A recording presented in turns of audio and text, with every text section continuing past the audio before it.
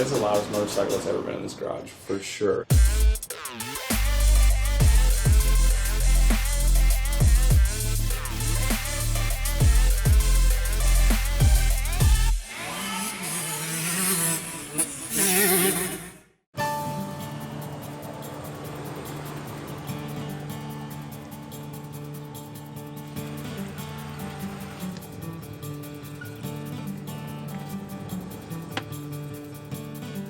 All the way and a day early. It's good to see you, Grandpa. How was it? Great. Stayed put and everything. You literally saved the project.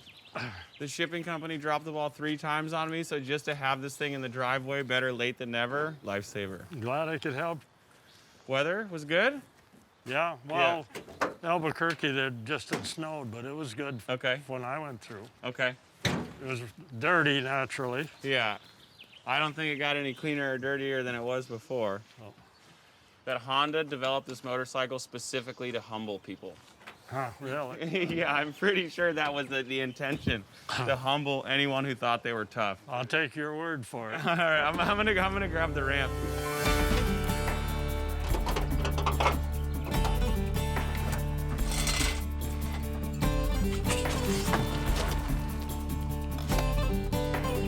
There she is. 1994 CR500.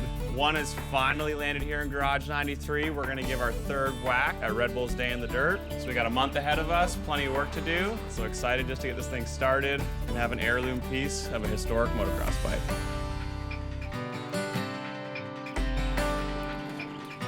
So the notorious CR500 has officially landed in Garage 93.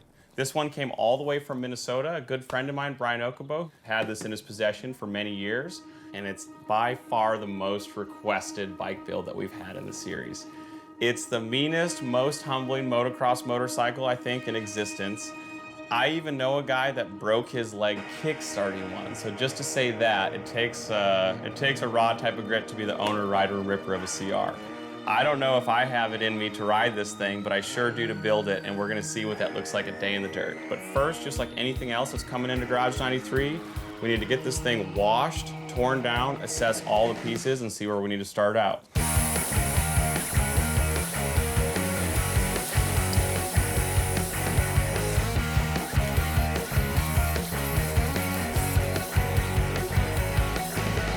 So the goal with the wash is to get the thing as clean as possible before I start breaking stuff down and detail cleaning things in the parts washer, but something like this chain, which is shot, there's definitely no sense in me spending time to clean it. So I'm gonna pop the master link, take this thing off, and in the rubbish bin it goes.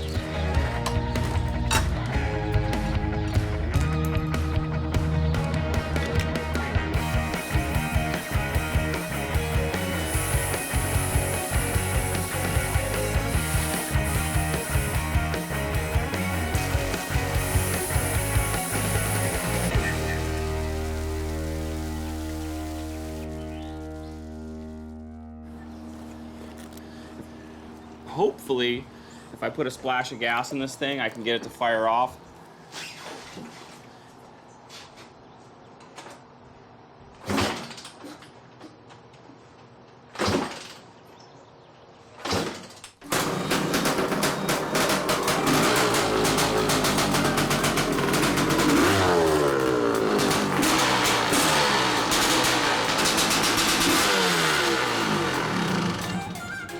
Dang! Quite possibly the loudest motorcycle I've ever owned at this point. Gonna need to repack that muffler, but peace of mind, gonna tear this thing down knowing everything's at least good to go and what parts I need to confidently rebuild and put back together, feeling pretty good about this. That was loud.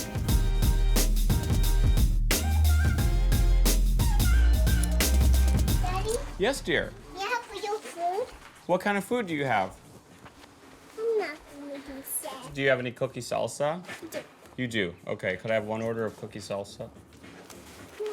Anyone drink with water? A water? I would love a water. Yeah. Okay, perfect. Okay, thank you.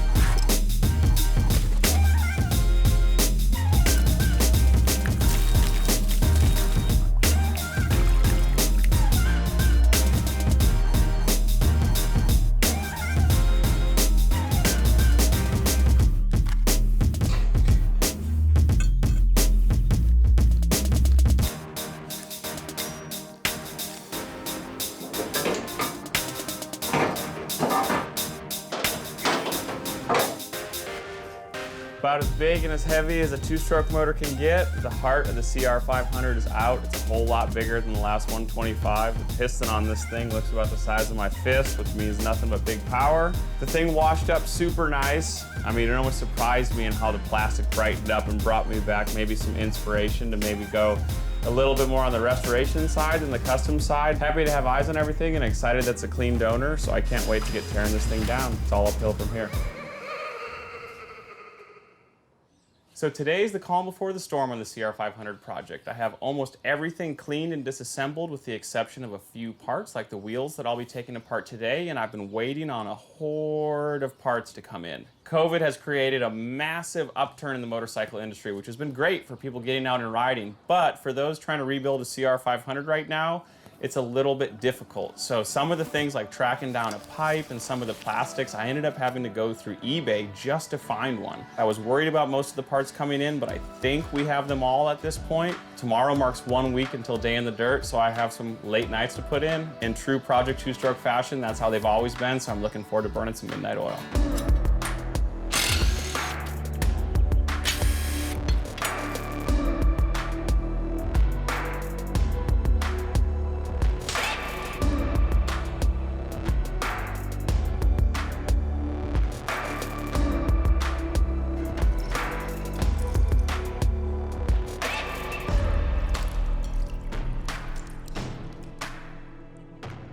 One thing that gives a lot of people trouble is carburetor maintenance as a whole. You know, if you're on top of it and you drain your float bowl every time you ride, you're never gonna really have to worry about this. But this bike's been sitting for quite a few years, so I just wanna take it apart completely, look over everything, make sure all the ports, passages, and jets are completely clean, try to shine it up a little bit, make it look like a brand new 94. It's actually a little bit less daunting than people think. Carb service isn't too difficult. The most important part is just starting the job. If I drain the float bowl after I ride it and keep on top of it, I shouldn't really have to ever do this again.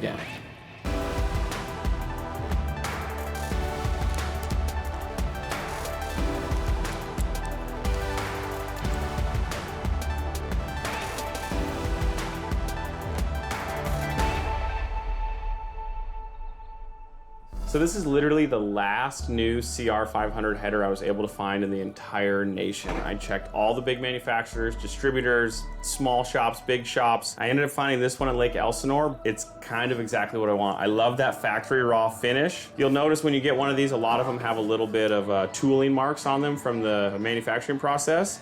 I just start hitting that with some 320 grit sandpaper, wet sanding, climb the ladder till I get a nice even finish across the board, and then hit it with a Scotch-Brite wheel. They do take a little bit more labor than the chrome pipes. You can just get them looking that brushed, polished look, which is what I love so much about these two-strokes.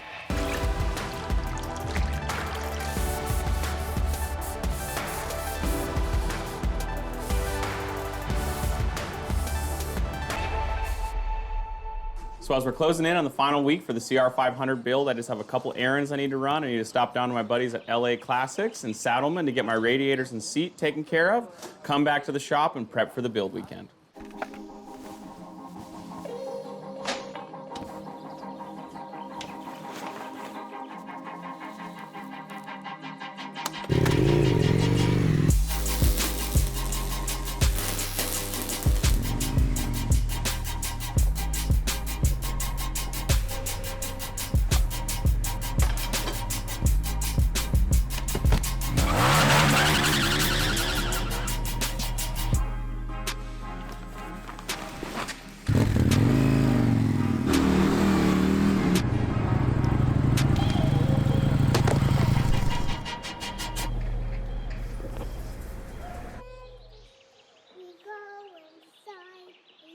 Super exciting day here because finally the CR500 is going to go back together. We spent the last few days working on the Cerakote. The Cerakote is basically a two-part ceramic paint-like material that is thinner than powder coat and more durable than paint. You start by disassembling the part, sandblasting the part, degreasing the part, baking the part to gas out all the oils. Then after you spray your Cerakote, you actually end up baking the part. That whole process is what gives you this finish. We're gonna see how far we can get into the evening and see if we can get this thing up on wheels, and whatever we can't get finished today, we'll take care of tomorrow.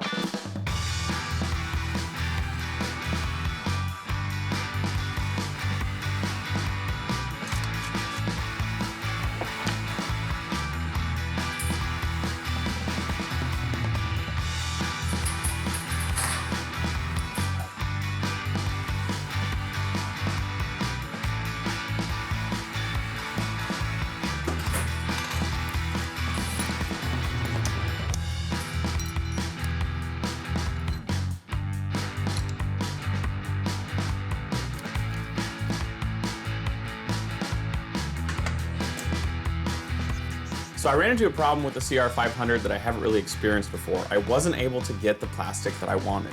I really wanted to keep the 94 period correct. I love the scheme with the neon yellow, purple, and this flow pink. If I want to keep this scheme, I'm going to have to restore the plastic. The first part of the process is just take a razor blade like this, and you'll want to scratch away any of the high points. From that point, you can hand sand. This is 320. Get the pad wet. From 320, you go to a 400 pad. This is an 800 grit pad, just like wet sanding. So now the finish is still dull, but we're finally getting a nice smooth surface. We're gonna keep climbing the ladder from 800 to 1,000, 1,000 to 1,500. Just put a little bit on the mitt. Some silicone spray. Spray down the parts that you just did your buffing and polishing on. I'm gonna let this sit overnight and wipe everything down in the morning.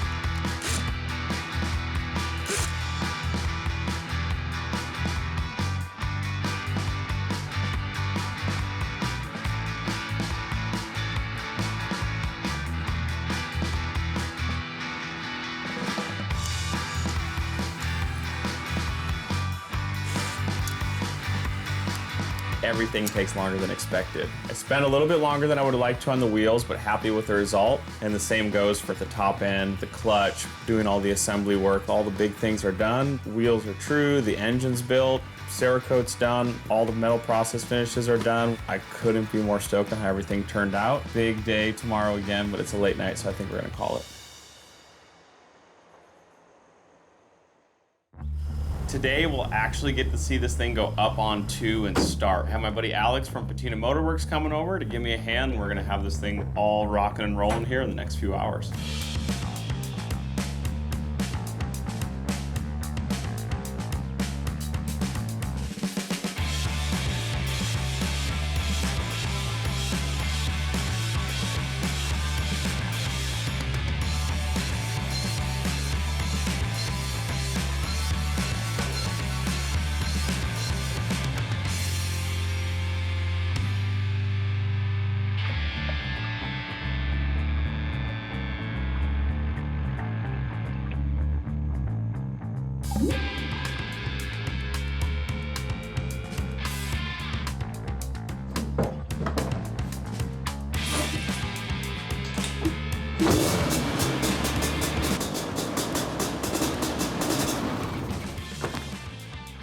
It's midnight. I'll put a heat cycle in on it in the morning, but I just have to wrap with plastics and graphics. This thing's ready to rip.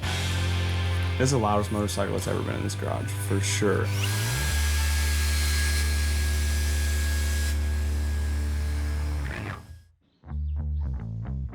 One last evening in the shop working on the CR500. It's really just a couple little details, a heat cycle, and plastics and graphics. So cruising from this point forward, all the major work has been done, and I just can't wait to rip this thing. 2 days till day in the dirt.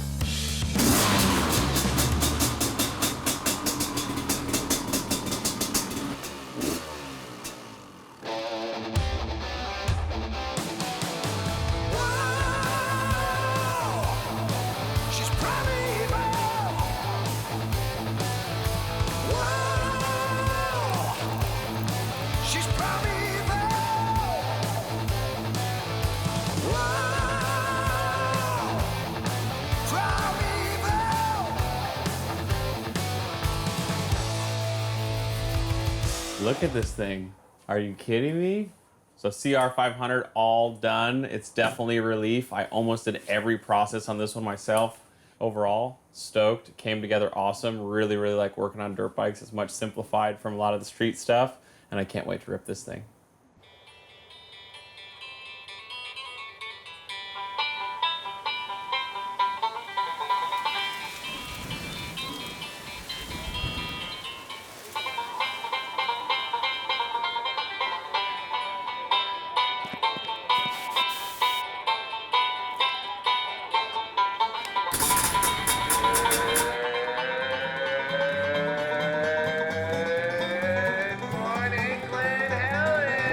CR500, Friday, day in the dirt, practice day. It's ready. I'm excited. I've only gotten to ride it up and down the street, so this is really the testing time. Let's see how she holds together.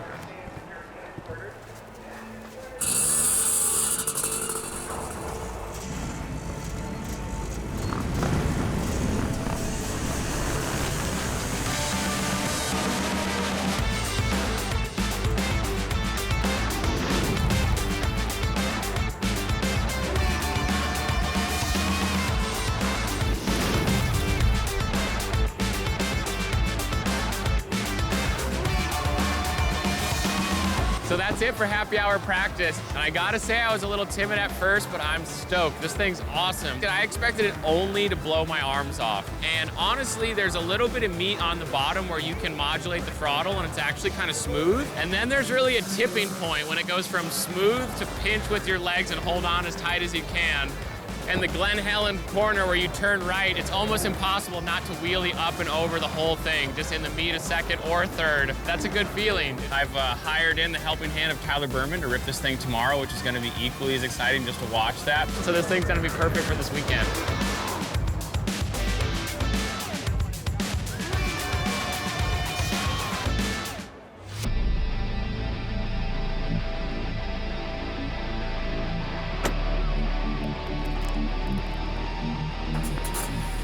All right, Revolution Vintage, first race of the morning. It's the earliest race of the day, but that's what we get with this class. Excited to rip this thing, hot hand off to Tyler, so rock and roll.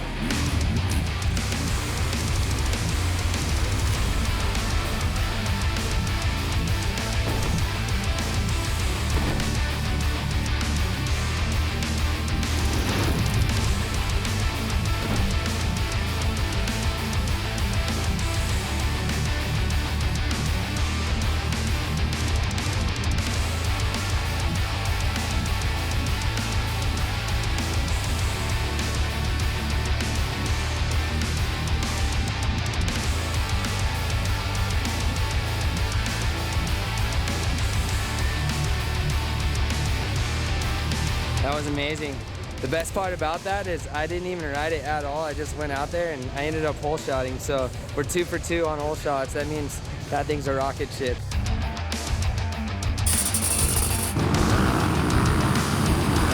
So I just brought the bike in for another lap, but we think the sprocket bolts might be a little loose because on these 2-strokes, especially at 500, they vibrate so much. No matter how much you tighten the bolts, they can just vibrate loose.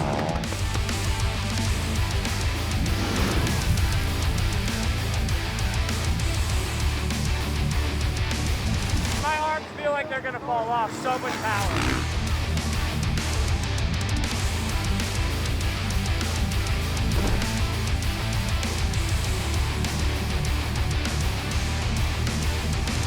This has definitely been an interesting year events-wise, and I couldn't think of any place that I'd rather be than Day in the Dirt right now. It's birthday weekend to get back out here and stay with the family and friends and just ride some moto. It's not like I do this all the time, so I cherish it when I get to. And to be honest, the CR500 was the least at-the-track maintenance I've ever had to do on one of these Project 2-stroke builds. It made it through 3 motos, it got 2 hole shots, class win.